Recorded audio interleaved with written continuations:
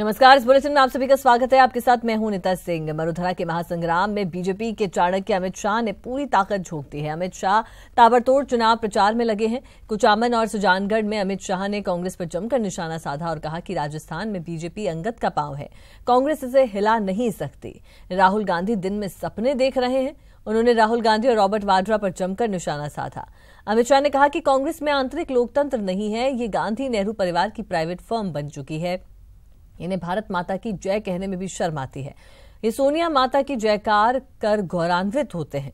अमित शाह ने सचिन पायलट पर भी निशाना साधा।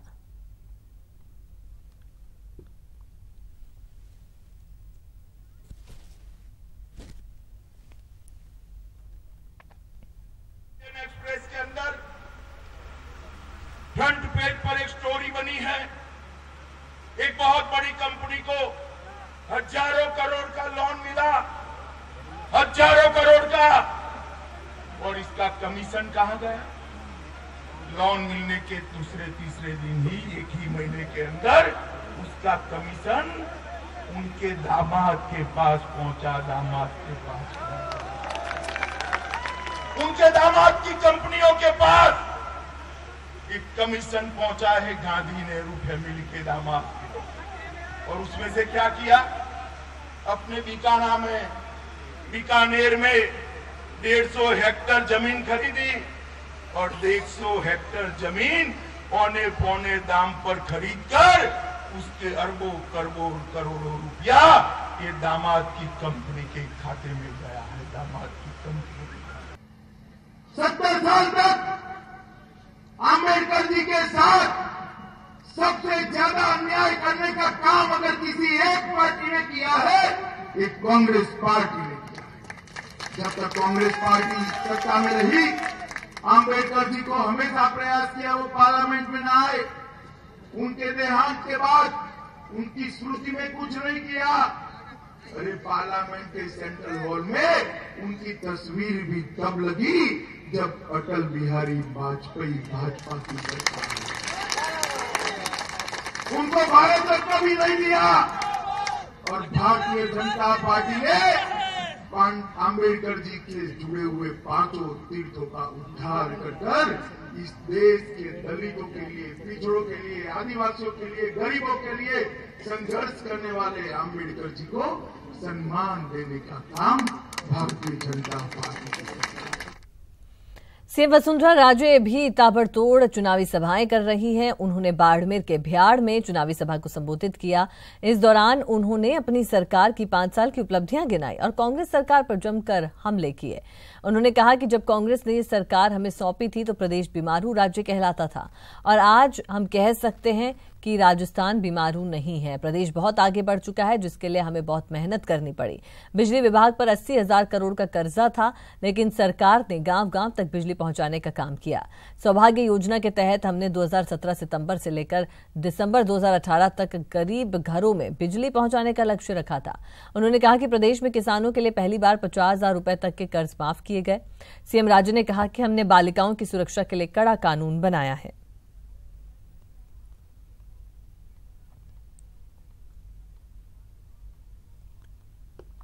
फर्क है कांग्रेस और बीजेपी के अंदर कि कांग्रेस का कार्यकर्ता नीचे तक तो जाने को तैयारी नहीं है। कांग्रेस के वो लोग हवा में चलते रहते हैं। भारतीय जनता पार्टी के लोग वो हैं जो छोटे से कार्यकर्ता को लेके ऊपर तक चलने का काम करते हैं। ऊपर से पैराशूट होके नीचे नहीं पहुंचते भाइयों। नहीं तो आज समझ लो, हमारा अध्यक्ष छोटा सा छोटा कार्यकर्ता, हमारा राष्ट्रीय अध्यक्ष छोटा सा छोटा कार्यकर्ता, हमारा प्रधानमंत्री छोटा सा छोटा कार्यकर्ता आज वहां तक अगर कोई पहुंच सकता है तो भारतीय जनता पार्टी के अंदर ही पहुंच सकता है। ये कांग्रेस के अंदर नहीं हो सकता। 80,000 करोड़ का कर्जा हमारे बिजली के विभाग के ऊपर था। भाइयों, इतना भारी कर्जा होने के बावजूद भी मुझे लगा था कि बिजली का भट्टा बैठ जाएगा, परंतु नहीं बैठा। आपकी लाइंस को खींचने का काम किया, आपके पोल्स को खड़ा करने का काम किया, आपके ट्रांसफार्मर्स बदलने का काम किया गांव-गांव तक बिजली पहुंचाने का काम हम लोगों ने किया और आज भी वो काम जारी है। भाइयों, सौभाग्य योजना, इस सौभाग्य योजना के अंदर हमने ये तय किया है तो 2017 सितंबर से लेके हम घर घर तक बिजली का कनेक्शन जो गरीब घर है और जिनके यहां नहीं पहुंचा है वहां तक इस दिसंबर के 2018 के अंत तक हम वहां तक पहुंचाने की कोशिश कर रहे हैं। मुझे आपके क्षेत्र में थोड़ी परेशानी इसलिए है क्योंकि हर ढाणी बहुत दूर दूर लंबाई के ऊपर है, परंतु मैं ये बताना चाहती हूं कि ये तय हो गया है कि 500 रुपए के अंदर जो बीपीएल के लोग हैं उनको तो फ्री मिलता है कनेक्शन, और जो दूसरे लोग हैं जो ढाणियों में रह रहे हैं उनको मिलेगा 500 रुपए के ऊपर, और वो भी 10 किश्तों में, माने 50-50 रुपए में आपको घरेलू कनेक्शन अपना मिल जाएगा।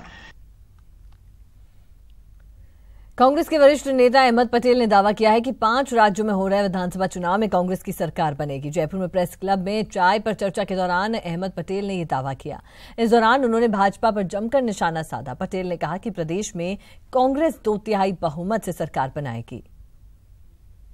परिवार इसीलिए है कि उन्होंने शहादत दी है, बलिदान दिए हैं। आपने देखा है आजादी का इतिहास हो, आजादी के बाद भी राजीव जी ने भी शहादत दी, इंदिरा जी ने भी शहादत दी। तो ऐसा नहीं है कि एक परिवार या वही अपने, आपने बीच में देखा होगा 91 के बाद जब राजीव जी का एसोसिनेशन हुआ उसके बाद और कई प्रधानमंत्री बने, करीबन 17 साल तक और रहे और अध्यक्ष भी कांग्रेस के और बने। ऐसा नहीं था कि हमेशा गांधी परिवार ही कांग्रेस की कमान संभाले हुए थे। इवन आजादी के पहले, आजादी के बाद भी आप अगर देखेंगे लिस्ट में, और हमारे यहाँ कांग्रेस अध्यक्ष इलेक्ट करने की डेमोक्रेटिक प्रोसेस है। भारतीय जनता पार्टी में तो ठोक दिया जाता है, ऊपर से जो फरमान आता है उस हिसाब से बना दिए जाते हैं। हमारे यहाँ बाकायदा नॉमिनेशन होता है, स्क्रूटिनी होती है, विड्रॉवल का समय दिया जाता है और उसके बाद इलेक्ट होता है। और सोनिया जी चुनाव लड़के कांग्रेस अध्यक्ष बने थे, तब बड़े दिग्गज उनके सामने चुनाव लड़े थे, ऐसा नहीं था कि नहीं लड़े थे। अजमेर में पीसीसी चीफ सचिन पायलट ने कमान संभाल रखी है। उन्होंने मसूदा और सरवाड़ में चुनावी सभाओं को संबोधित किया। इस मौके पर उन्होंने बीजेपी सरकार पर जमकर निशाना साधा। उन्होंने कहा कि ये चुनाव राजा और रंक के बीच है। विधानसभा के चुनाव आए हैं और 7 तारीख को राजस्थान का भविष्य आप लोगों को तय करना है। इन 5 सालों में कांग्रेस पार्टी ने जनता की आवाज बनकर हर उस मुद्दे पर सड़कों पर संघर्ष किया जो मुद्दे आम व्यक्ति के जीवन को प्रभावित करते हैं। वसुंधरा जी को 5 साल पहले बहुत बड़ा बहुमत मिला था, जनता के साथ विश्वासघात किया है। इतना बड़ा आशीर्वाद जनता ने दिया और वसुंधरा जी ने किसानों को आत्महत्या के लिए मजबूर कर दिया। किसान आत्महत्या कर रहा है, नौजवान बेरोजगार घूम रहा है, महंगाई आसमान छू रही है। दलितों के साथ, आदिवासियों के साथ, महिलाओं के साथ लगातार शोषण होता है, उत्पीड़न होता है। हर समाज की पगड़ी उछालने का काम वसुंधरा जी ने किया। बीजेपी की सरकार केंद्र में है, राज्य में है, लेकिन इस सरकार ने राजस्थान की जनता की भलाई के लिए कोई काम नहीं किया। 2-3 काम बहुत अच्छे किए। अच्छे मतलब बहुत दिमाग लगा के, शांति से, इत्मीनान से, बहुत नाप तोल के।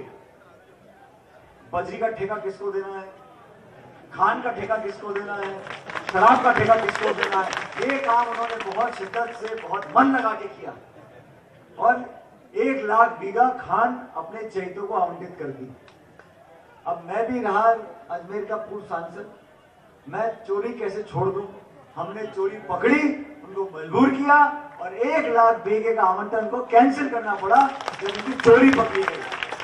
आज केडी में, सरवाड़ में, अजमेर में, पूरे राजस्थान में कांग्रेस की जबरदस्त हवा है।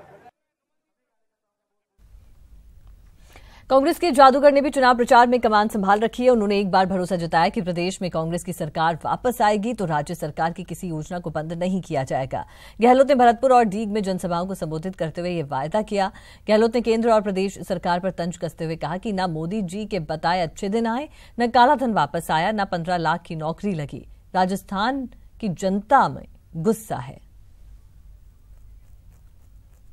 सीधे आपको मिली, आपने लापरवाही से शासन क्यों किया? पता नहीं कि राजस्थान जनता में क्या हो रहा है। नीचे से ऊपर तक करप्शन, गुंडागिर्दी, चोरी, डकैतियां, बच्चियों के साथ रेप, ये मामूली बात हो। अगर शासन बोधा नहीं होता, मजबूत होता, अंकुश रहता, घटना होती है, बलात्कार भी होते हैं, चोरी होती है, डकैती होती है, अंकुश तो लगा रहे कम से कम।